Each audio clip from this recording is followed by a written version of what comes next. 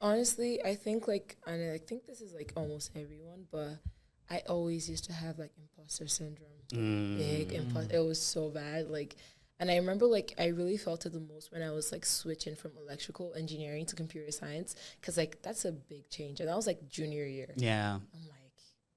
I'm like, am I ready to make that decision? Yeah. And I remember like, so I joined Copath like in 2021, like 2022. That was the first class I took was mobile app development. And I'm like, this is fun, like I do enjoy doing this. And that's when like that idea of like wanting to switch from hardware to software actually like came to my head. And then like I started coding, technical interviews, but I was just very scared. Yeah. Like, am I sure I can do this? Like, am I actually sure I could do this? And it got so bad where like I could have like a technical interview, didn't go so well, and I just stopped leak coding for like 2 months, 3 months straight. Like I just wouldn't even look goodbye. at it. Yeah. Close the laptop, put it back, goodbye. Like, and it was really like hard to mentally get out of that space. And I think that was like my biggest challenge, is like trusting in myself and like believing like, like making that change was worth it. Like trust, because at that point, like you don't know what the end goal is. Yeah, like, yeah. You're still in the process. Like, how do you assure yourself that like you're making the right choice? How do you assure yourself that you're really good at what you're doing? And it's so funny how like sometimes that imposter syndrome used to creep up, and I would find myself like going into different parts of tech. Yeah. Where like I started having conversations about cloud computing, starting from like my AWS cloud practitioner exam. Yeah. Started like going into cybersecurity, AI. I just felt like, in that moment, like I really like software engineering, but I'm like, I'm not sure I could code. Let me just try this and try that and try this and all that kind of stuff. So yeah, it's really imposter syndrome.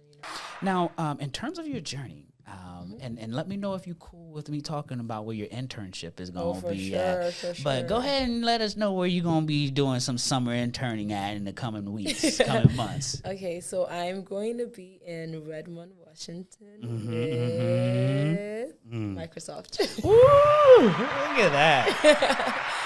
That's what's up.